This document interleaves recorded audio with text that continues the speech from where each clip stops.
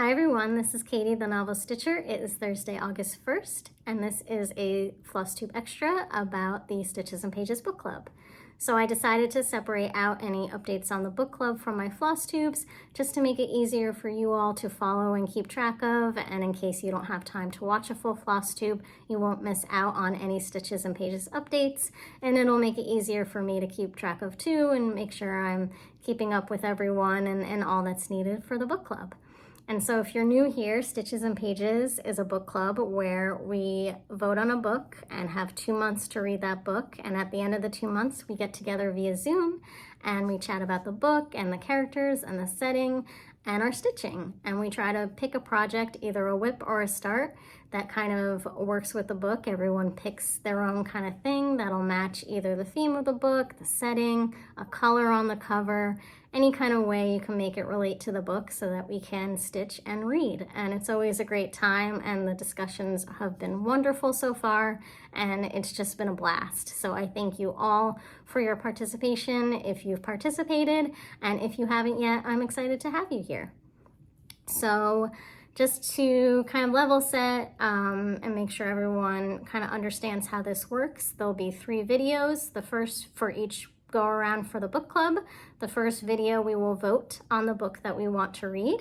The second video I will announce that book, and I will also in the description of that video include a Google form where we're simply voting on the times that work best for everyone for a Zoom. So you're not signing up for a Zoom at that point. You're not giving me your email address. You're simply just voting on a time that works best for you. And once we pick a time, I will have a third video, and that'll be the most important video because in that one will be a Google form where you actually sign up for a specific Zoom day and time that we have previously voted on. And so that's the form that matters the most for you to actually kind of sign up to join in on the Zoom so I can collect your email address and send you out the Zoom login information. Obviously the book club is free and anyone can join. Collecting your email addresses via that form is just a way to contact everyone with that Zoom link and that information. So I hope that makes sense, but if you have any questions, please put them in the comments below. I'm happy to answer any questions you might have. And so we're just gonna get into voting on the book that we're gonna read in August and September, meeting at the end of September to discuss it. And I know it's August 1st, so I'm hoping that we can kind of vote quickly and get reading. And so today is August 1st, tomorrow's the 2nd, Saturday's the 3rd, Sunday's the 4th, either Monday the 5th or Tuesday the 6th, probably Tuesday the 6th, I will post the winner. So if you are watching this and it is Tuesday the 6th, past 4 p.m. Eastern time, head back to my channel and find the book the video where I announce the winner, because I've already announced it. Just because sometimes I have people coming in and voting after the book decision has already been made. So you have until Tuesday, August 6th, around 4 p.m. Eastern time to get your votes in, and after that I'll be tallying the votes, and that evening I will be posting the video on the winner. Okay.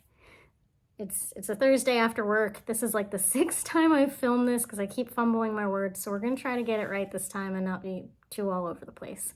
So excuse me if I'm a little all over the place. So the first book to vote on is one from me that I picked off my bookshelf, and it is The Violin Conspiracy by Brendan Slocumb. And I did want to say that I thought this go around we should read an author of color. We've read 2 books for the book club so far, and they've both been white women. And so I really like to read diversely in my own life. I think it's really important to read diversely and to support diverse authors and authors from all backgrounds, all color, skin, all religion, all just to be inclusive. So I thought we would try to make sure we're doing that. So The Violin Conspiracy by Brendan Slocumb. And I'm going to be reading the descriptions off the back of the books to give you a little insight into what they're about. So The Violin Conspiracy. Ray McMillan has a gift and a dream. He's determined to become a world-class professional violinist, and nothing will stand in his way.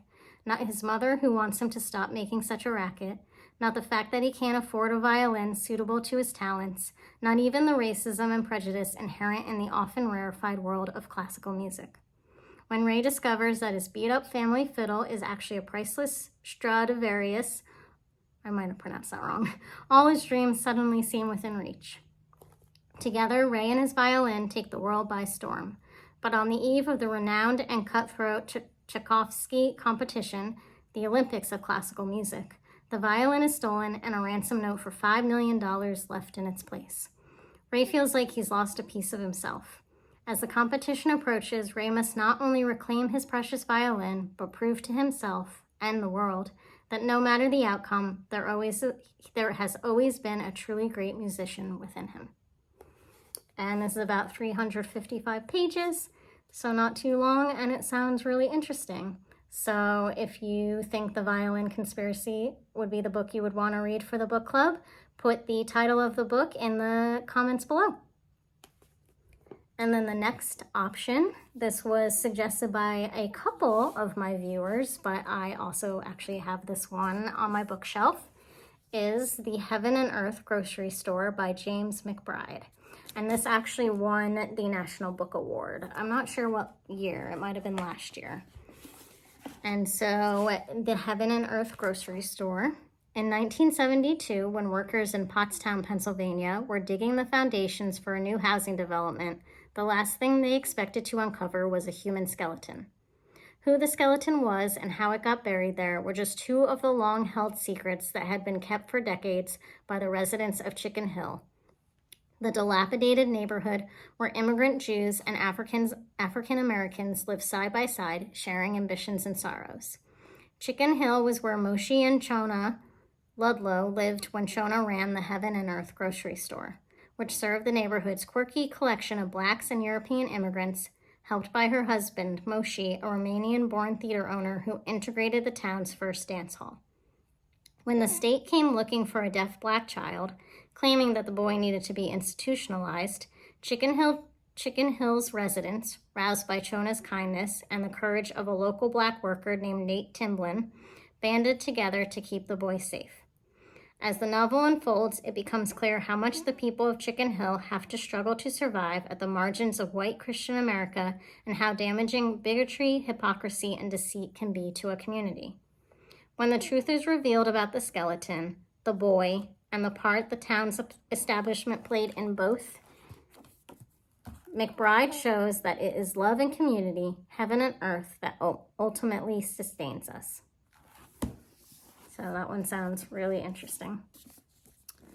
And a couple people recommended this one. So The Heaven and Earth Grocery Store by James McBride. If you're interested in reading that one, please put the title in the comments below. And The Heaven and Earth Grocery Store is 380 pages, so not too much longer than The Violin Conspiracy. And then the last one I'm going to read off my iPad. This is another viewer recommendation, and I don't own this one, so I am reading off my iPad for the description.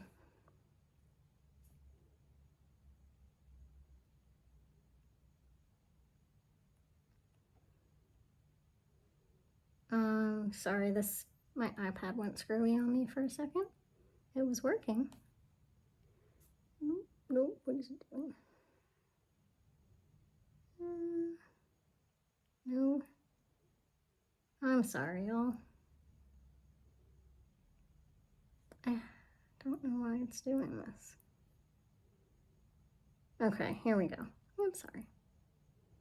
For some reason, the new edition of this book, which was published in 2008, has a much shorter description, and I wanted to go back to the full description because I think this is much better at describing what this book is.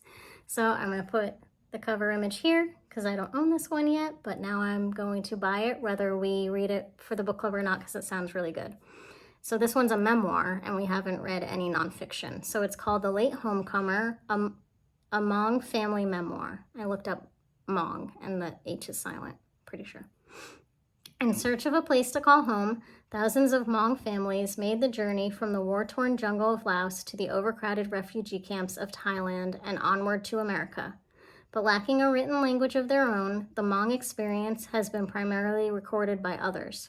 Driven to tell her family's story about after her grandmother's death, the late homecomer is Khao Kalai Yang's tribute to the remarkable woman whose spirit held them all together. It is also an eloquent first-hand account of a people who have worked hard to make their voices heard. Beginning in the 1970s, as the Hmong were being massacred for their collaboration with the United States during the Vietnam War, Yang recounts the harrowing story of her family's captivity, the daring rescue undertaken by her father and uncles, and their narrow escape into Thailand, where Yang was born in the Ban Banai refugee camp. When she was 6 years old, Yang's family immigrated to America, and she evocatively captures the challenges of adapting to a new place and a new language. Through her words, the dreams, wisdom, and traditions passed down from her grandmother and shared by